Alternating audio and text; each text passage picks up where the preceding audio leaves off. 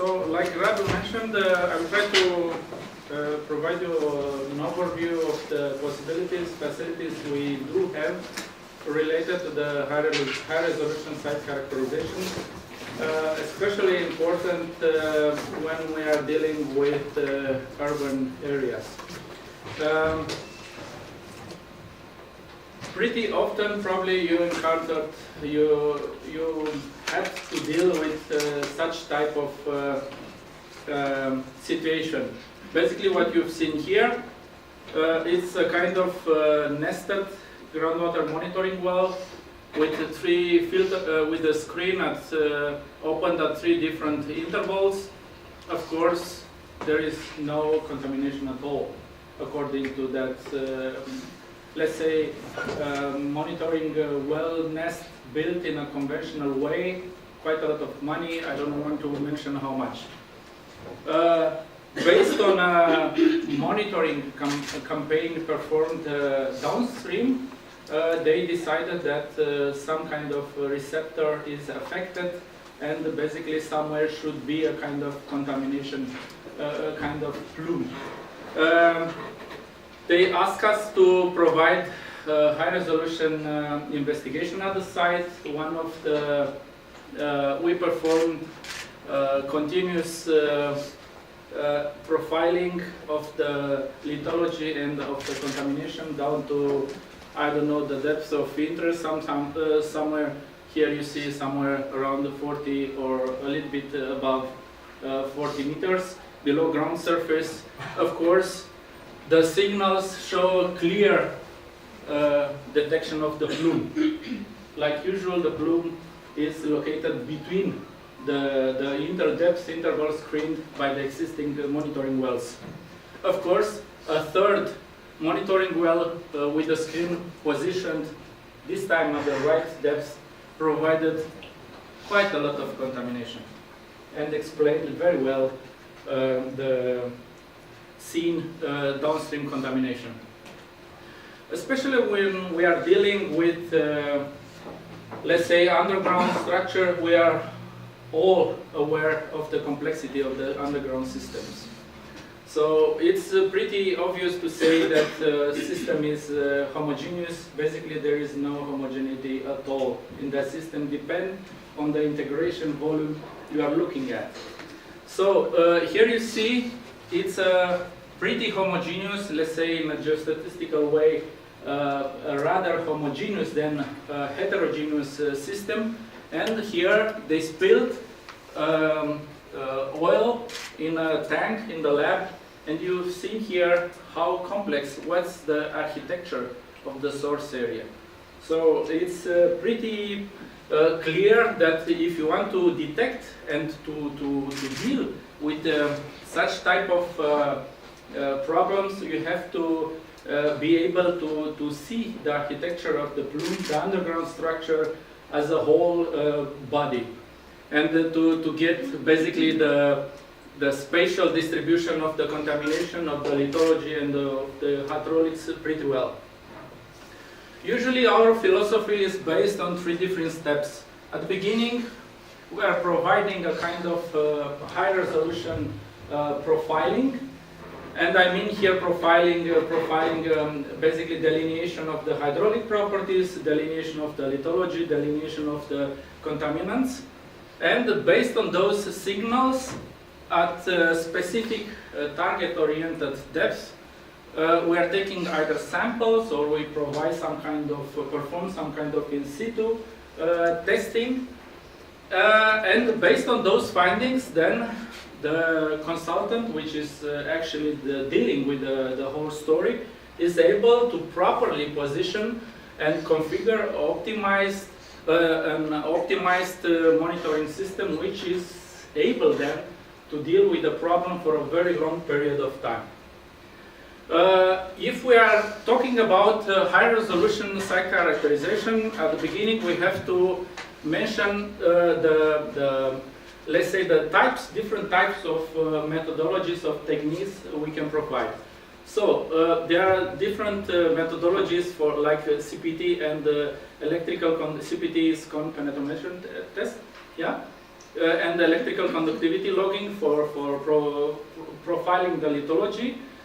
We are talking about a method for delineating the contamination, and I mean here this membrane interface probe for the volatile compounds, that laser-induced fluorescence for all type of, let's say, fuel and tars, especially in the source area. And we do have right now developed as a prototype kind of X-ray fluorescence system able to delineate the heavy metal contaminants. Of course, also high resolution site characterization in terms of hydraulics. We have developed a tool able to provide us continuously, let's say, the contrast between low conductivity, low permeability areas and high permeability areas. That method is providing a kind of hydraulic index. It's a semi-quantitative, let's say, parameter telling us where is the aquifer, where is the aquitard, and if we want to translate that semi-quantitative measure into full quantitative domain, we have the ability of performing in situ slug tests at depth-oriented in a depth-oriented way, and then to translate everything to be able to get basically continuous profiles, high-resolution profiles, and I mean here high-resolution, you get basically one value every centimeter of the hydraulic conductivity. Based on that, let's say, models we can build on the site, the consultant can then provide optimized plan and design a kind of very successful in situ remediation system, and then treat the contaminant in situ where they are by injecting their whole different range of substrate. Of course, not to forget the sampling, groundwater and soil sampling, and the installation of permanent monitoring wells. All that type of methodology I will present you in a few slides. It's basically can be done basically with two different types of let's say of techniques. Is the CPT based techniques, which is just pushing with a constant velocity, and you see here a CPT track. Actually, yeah. Well, we made the profiling not actually on the graveyard, but behind the graveyard. Otherwise, a pretty high content of organic carbon at the first meters.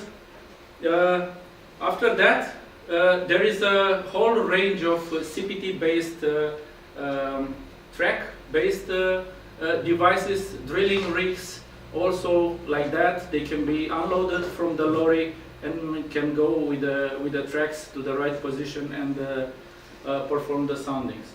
Also, there is another type of technology which is combining pushing and hammering, and is much better suited, for example, for, let's say, for coarse aquifers. And you see here quite different types of drilling rigs able to go down to, let's say, 50, 60, 70 meters under ideal conditions, or standalone devices which are governed by wires in a kind of remote control. They are especially good for basements and things like that.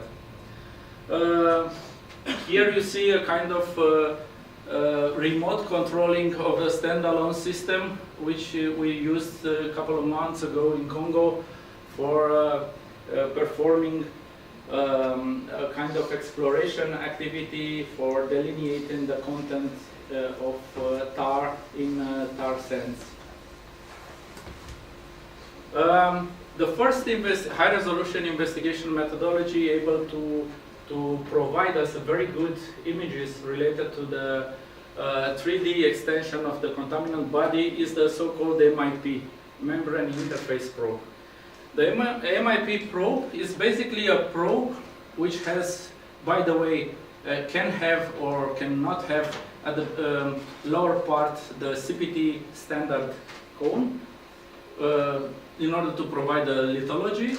But here is the MIP system. So basically there is a heating block. That heating block is heated down to up to 120 degrees and is bringing everything into the gas phase while driving down, pushing or hammering the probe into the ground. And the volatile contaminants just pass through that semi-permeable window, and they are brought by a gas carrier at the surface where a gas chromatograph is analyzing the different classes of the contaminants. And basically you are able to detect from those three detectors, from just pairing the signals, we are able to detect that, for example, here we are dealing with chlorinated solvents, and here it's a BTEX contaminant. Of course, here the lithology. MIP probe or MIP technology, it's an integral technology. Is basically volatilizing, bringing into the gas phase everything which is dissolved or is in the phase, free phase, or is fixed into the matrix as a sorbed phase. It's very good, works very well in the source for the delineation of the source area or for the core of the plumes, and like I said, doesn't take care that the contaminants are present into the matrix or as a free phase or is diluted. It's mobilizing everything, and it's able to detect, like I said, as an integral everything. Here the table is showing you what are the different types of contaminant classes which are able to be detected with the methodology. For example, like I said, if you get signals on the PID and on the PID and DLCD, then basically you are able to say that the chlorinated compounds are present at the site. In order to delineate, to bring some information related to the hydraulic conductivity of the site, what are the flowing properties? We do have a device called the hydraulic profiling tool, which is using basically a constant flow pump at the surface, and through a wire is injecting basically through a trunk line is injecting water through a window. You see here the window at that depth, and the water is injected continuously while pushing the probe down, and the overpressure produced by that injection into the ground is monitored. And you can imagine if you have let's say sands, then the water is able to get into the underground very quick. That means there will be a very low or no overpressure. If you are going through, let's say, silt or clay layers, there will be a huge pressure because the water has no possibility to get into the underground, and there will be a high value of the overpressure. Like I said, in order to, basically what you get through the HPT, it's a kind of semi-quantitative index parameter.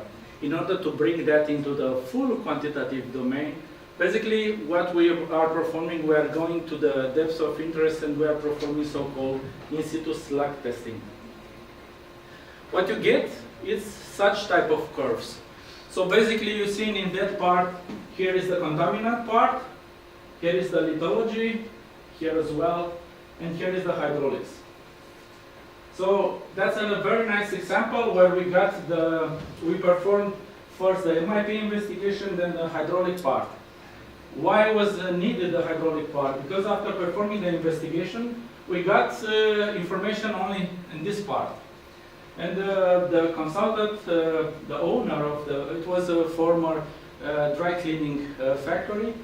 The owner was asking himself, okay, I understand here, I do have you see here, the silty layers. I do have contaminants in the silty layers, it's pretty obvious. But why are the contaminants still being measured over the aquitard?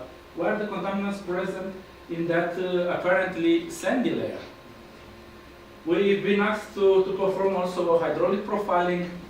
What showed us the hydraulics. You see here the values.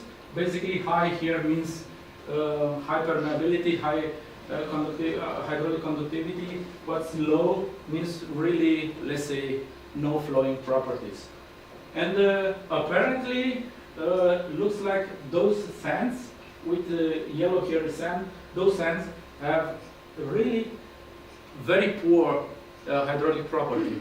And suddenly they remembered, oh, sorry, in that area we injected a few years ago, injected some vegetable oil in order to be able to test the efficiency of using the vegetable oil as in situ bioremediation. And it looks like the vegetable oil immobilized, blocked the pores, and the hydraulic conductivity went down. That's the reason why the contaminants are still present also in those sands. What we developed, let's say middle of this year, was a combined probe able to provide the lithology with the CPT part, to provide the contaminants with the MIP part, and with the HPT part to provide the hydraulics.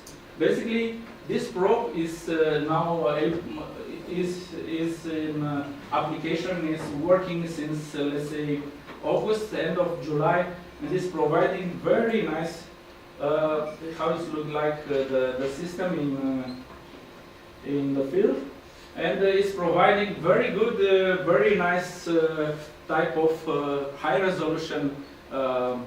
Let's say profiles in one run. So in one run, you can imagine you get information about lithology, you get information about the contamination, you get information about the hydraulics. For example, here, again, the same question. There are sands, but still contaminants are present in the sands. The hydraulics, you've seen here, the hydraulics, very good validation, if you want, of the consolidation status. So basically those sands are very compacted, and due to that fact the hydraulics is basically one order of magnitude lower than for the other sands. And that's the reason why here the contaminants are still present.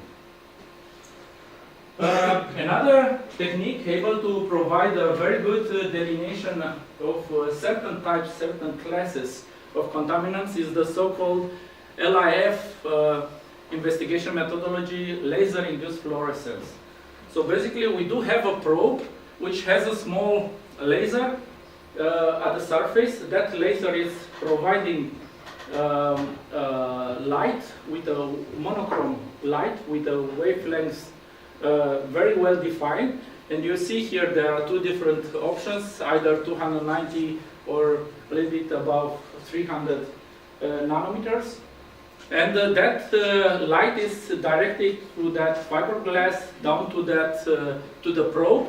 In the underground, the probe is advanced by pushing, and here through that window is going into the underground, is exciting the PAHs present at the site, and those PAHs are fluorescing, and that fluorescence is then recorded through that fiberglass at the surface. There are different types. We do have all of them. For that, for us, for the first one, we do have a kind of monopole, so it's our own technique. Those two, for example, the Targos, it's provided by an American company called Dakota Technologies, and especially it's newly designed for tar specific contaminants. What you get is that type of, again, high resolution profiles. What we've seen here. So again, the lithology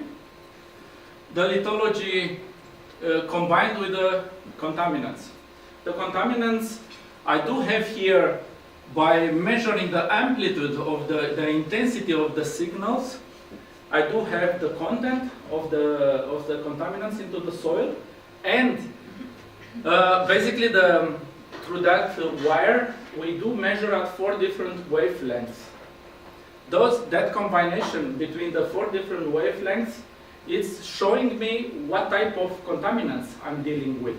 For example, that's a typical scheme, typical pattern for kerosene. So whenever I've seen that here, it's looking the same.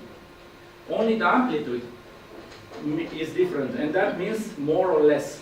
But that's the typical signal for kerosene. And there are different types of, for example, that's the background. All the time that's the typical signal for the background. And there are typical signals for different types of contaminants, and you can imagine you are able to detect basically to what is dissolved, what is present at the phase, because you have here the intensity. It's a very useful probe for using that into the source area. I'll show you further on some examples. We do have a new development here, an X-ray probe. So XRF, energy dispersive X-ray fluorescence. It's basically a similar device you are encountering every time you are traveling by plane. So at the airport, you are scanned by an X-ray device. We do have a probe which has a small X-ray source built in, and that X-ray is emitting some signal, and that is able to detect the heavy metals present into the underground.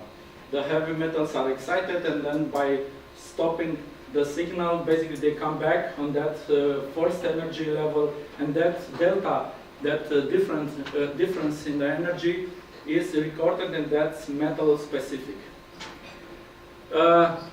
Due to the fact that the probe is calibrated against standards, basically you are able to get then totally quantitative signals.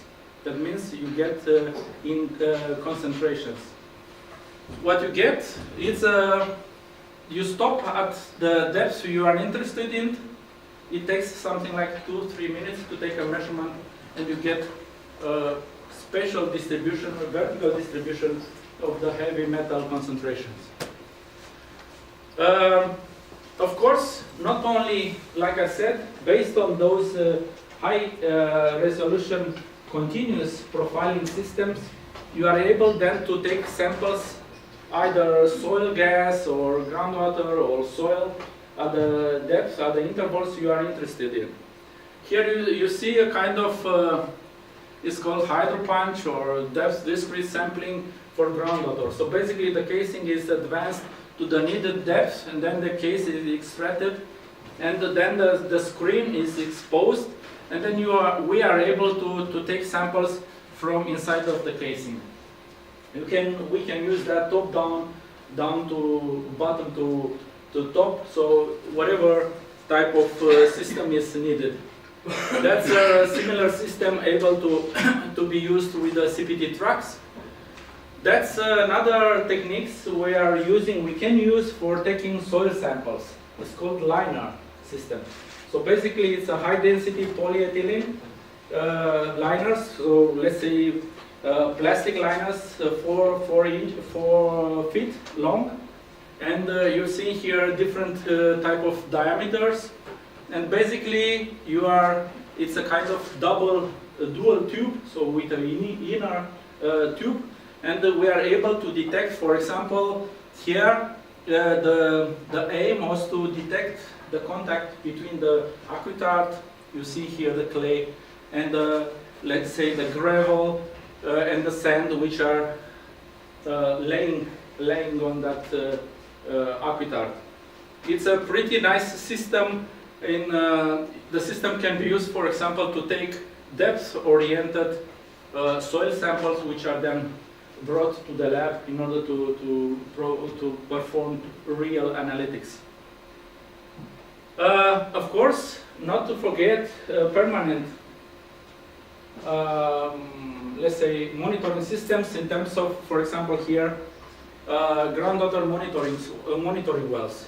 So basically, we're able to go with the casing down to the specified, to the target depth, inside of the casing is coming also tubing, HDPE tubing, so high density polyethylene, and then by extracting the tubing, basically you have your well installed with the needed length of the screen in a kind of multi-level well or integral with an integral screen. You don't see that too well here, but the well screen can be protected with a geomembrane 60 microns with a mesh, diameter of the openings in order to fight against clogging, aquifer clogging. So that plays the role of the inverse screen, usually installed in the conventional wells. We can do that with regular wells or with a kind of continuous multi-tubing wells with 7 or 3 channels in order to build multi-level wells. Like I said, sometimes it's much cheaper to install those direct push-based wells in a kind of multi-nested way and with screens at different intervals. It's a pretty simple method. It works very nice. We're able to do that up to 2 inch in diameter. That means up to 5 somewhere like 5 centimeters. The wells we've been able to install 1 inch wells down to 60 meters, or let's say 2 inch wells 30 meters, 25-30 meters. That's the regular way, and it's a pretty effective method. So basically, we're able to install 1 such well in 1 day, or let's say down to 20 meters, we can install 2 or 3 wells per day. You can imagine the efficiency of the system. At the end, what you get, let's say, it's a kind of complex system of data, of point data. So basically, you've seen here an example. We were asked here to provide a distribution of the mass fluxes. Please remember this case. I will show you several times during the presentation images related to that case. So we came here and provided high resolution images related to the hydraulics, to the contaminants, to the hydraulics, to the lithology. We took samples at those depths, somewhere here at 8 different depths. We performed slug test. What you do with such type of information? Here is the part we call added value we can provide you. So basically, we can provide you the data as ASCII file or whatever type of format you are interested in, or of course, we can provide you somewhere a kind of nicer way to understand the data in terms of cross sections, in terms of 3D models related, like I said, to the lithology, to the contamination, and to the hydraulics. Let's have a look on that type of possible visualization ways. Like I said, 2D vertical cross sections.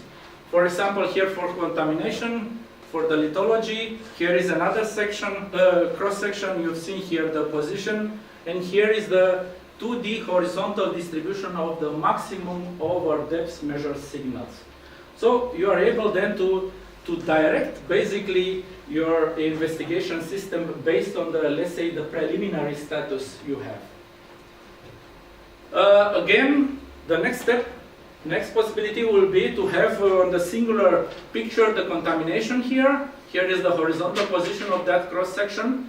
Here you see the contamination, the lithology, with overimposed the delineation, the outer boundaries of the contaminants. So with very nice way to interpret simultaneously or in an integrative way, if you want, why is the contaminants present in those in that location? Of course, due to the presence at that depth of the silt. Of course, everything validated through the hydraulics. Hydraulics as a semi-quantitative way, or by that calibration of the signals you see here in a fully quantitative way. So basically you have here in every point in that inside that cross section you have basically a value of the hydraulic conductivity. I can imagine, Mrs. Shugudan is now away, but that will help quite a little bit and optimize. We will offer some possibilities to optimize the system. What you get again further is we can build for you also 3D pictures, 3D models related to the, for example, like here to the contamination. Here seen from different, let's say, azimuth directions, or as a pseudo 3D picture. Here the aquitard, here the basin silts, and here the upper sands. Very nice ways of, let's say, dealing, treating a case, and very useful. We are thinking very useful, let's say, inputs into designing successful, hopefully successful in situ remediation system. Here is an example of the LIF investigation. So basically that's what I meant with laser-induced fluorescence. We try to investigate here a former, let's say it's a former military base owned till the 90s by the Russians in East Germany, and they left, but the problems stayed. You see here, based on that integral signal, so basically here is the integral fluorescence with values more than 5%, we can detect basically the whole architecture of the contaminant body. And further on, not only that, but we can detect also the hotspots and plan basically the whole remediation system strategy. It's also possible not only to see, like I said, to see the distribution of the intensity of that, that means to see the distribution of the contaminant body as content, but also as type of classes. You see here, for example, that's middleweight to heavy compounds are located here. And with blue, we do have light compounds. That means light compounds are present almost everywhere. Only here is basically clean. We are dealing, and you are dealing, not only with the source areas, but also with the plumes. For the plume, one of the most required issue is how to deal with what is the mass discharge going through a specified control plane. Is in the plume the natural attenuation occurring? How can we deal with? In order to be able to say that the natural attenuation is occurring, basically you have to come up with estimation of the mass discharge through two different control planes, transversal to that plume development. And you see here, we did that, for example, for a plume is like that, and you see here the values, for example, 170 grams per day are crossing that control plane every day. That is for the total chlorinated solvents, or for the singular component, for the trichloroethene or dichloroethene or vinyl chloride. Just a last idea, what is the typical type of questions we have to answer when we are dealing with such type of, let's say, approach? And I try to synthesize here those type of questions. Usually we are wondering, where should we go further? What would be the next investigation step? What should we do further? As a type of investigation, as place of investigation. Then how much should we persist in that direction? Should we go, I don't know, 3 months and perform, I don't know, another 70 wells just for fun, or just take into account that that amount of money is still available? Or should we be able to get a kind of threshold, a kind of boundary? After that, we can say, yeah, after reaching that boundary, is not worth it anymore. The still available information potential is not justifying further development of my model. I am still getting the same amount of information. Doesn't matter how many wells I am still making. And then, what can we do with such models? What they are good for? Let's see that picture related to the model development. Usually there are two different ways to do that. We do have, we perform, I don't know, kind of coarse raster at the beginning, and then trying to get a kind of preliminary image of the contamination. It can look like that, and then we can try to answer questions related to the connection between those two hotspots or between those two hotspots, and of course also further lateral delineation of the present already discovered contamination body. And then in those, that means refining the investigation raster grid with additional points, and those additional points are improving the model. Or another possible way would be actually to perform in a kind of geostatistical way, to perform a kind of data gap analysis, a kind of, let's say, optimizing the investigation based on the information need. And you see here, for example, here with black, you have the investigation points.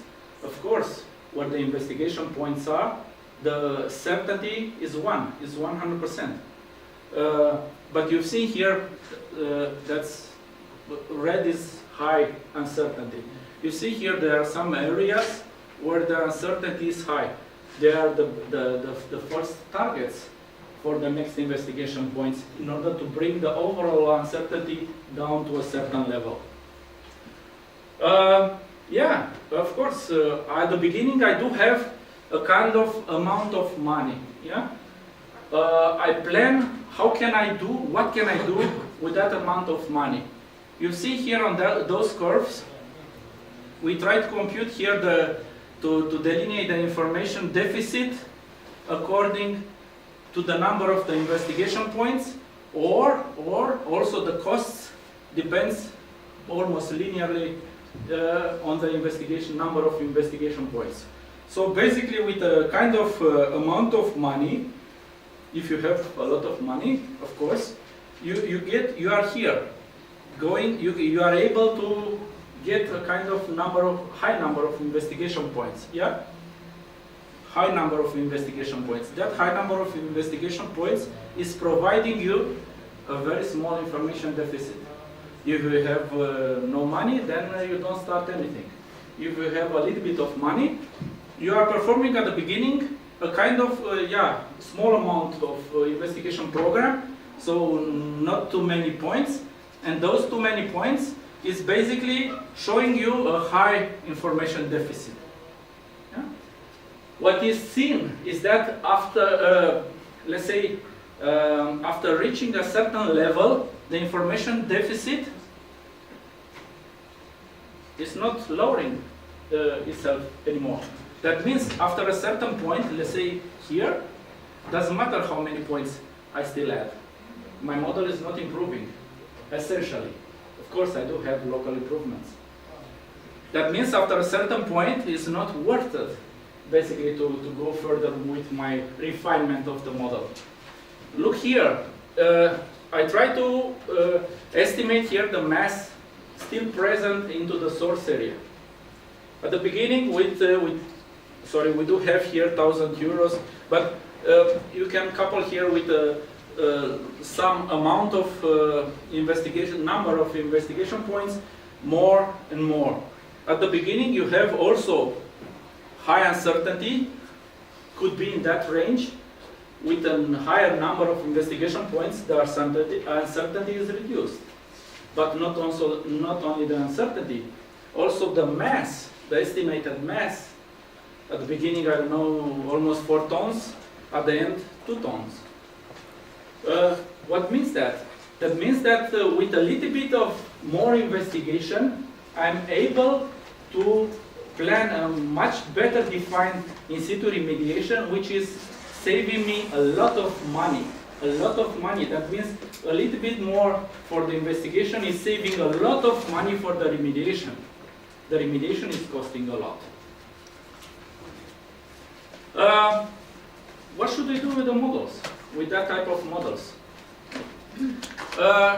What means basically a successful remediation remediated site or remediation case? So basically you have 2 different options.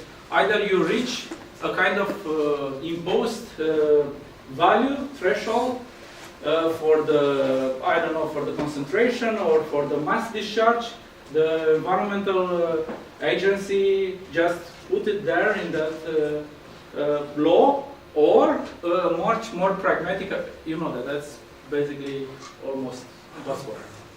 A much more pragmatic approach, usually in West Europe, they are considering a success when almost 90% is taken away.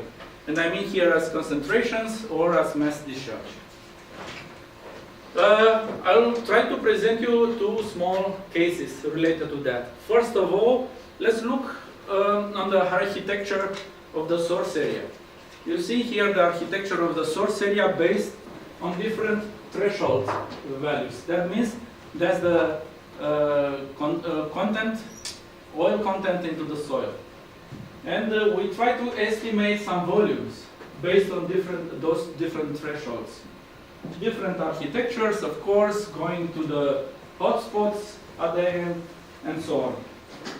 What interesting is that only 45% of the total volume contain 90% of the contaminant mass. So you get from that type of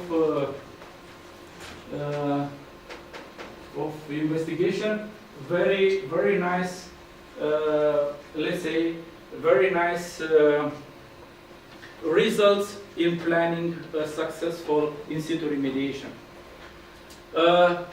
What about the plume? For example, you see here the same plume I mentioned before, and we estimated here the distribution of the mass fluxes inside of that plume. So it's flowing like that, and that's the distribution of the mass fluxes. How many grams per day per 1 meter of that area is flowing every day. We computed that, we integrated that for those different classes, and what we've seen is that our case just validates the Americans are saying always that 90% of the mass discharge is flowing through 10% of the surface. It's very important then, in our case was 50%. Of the 90% of the mass flux is flowing through 15% of the plume. It's therefore very, very important to see with my small amount of money, what can I reach? So it would be really nice to reach those 90% of the plume, but while treating only 10% of the area. Not bad, actually. Like I said, that type of investigation can provide you very useful information related, for example, to preferential flow paths, to distribution, 3D distribution of the contaminant body. And of course, here you see the contaminant body, you have here the hydraulics, you have there the lithology. It's really important then in trying to optimize a kind of in situ remediation system in terms of how many wells, what kind of substrate should I inject, at what type of depth, how many, what would be the spatial distribution of my monitoring system, what type of parameters should I monitor, and so on. I was talking all the time about in situ remediation. So basically it's a very nice way in avoiding, let's say, the rather conventional pump and treat. Just bringing water, treating the water at the surface and reaching reaching its limits very quick. Stopping the system, just declaring the success, going for a beer, and in the next 2 months just having the rebound effect, basically the concentrations just like at the beginning. So we are able, based on that, let's say, high resolution system site characterization, we are able to provide very efficient depth discrete injection in terms of volume, flow, pressure, and for a totally different type of substrates, different type of vendors, top down, bottom up, down to, let's say, 40 meters. Here 2 small examples. For example, that's an example we perform in North Germany, injection of nanoscale zero valent iron, injected in order to study basically the potential of in situ remediation of chlorinated hydrocarbon contaminated sites. Here a project we performed in September in close to Lago Maggiore, injecting the permanganate, so in situ oxidation. The volume was pretty impressive, around 50 cubic meters injected into the underground. Like I said, the same example, basically after having such a distribution, such a delineation of the mass fluxes within that control plume, basically the consultant was able then to separate, to discern between those different areas, and those different areas of the control plume were remediated, were treated separately. That means in the middle here proposed and in place a kind of circulating system, just injecting molasses for biological in situ remediation. Here molasses was injected, and into the second aquifer was injected in a kind of passive way. So different approach in order to deal with the mass fluxes encountered. That's how it looks like in the field, injecting, for example, molasses at all those different wells into that control plane. Actually a pretty successful project. Thank you.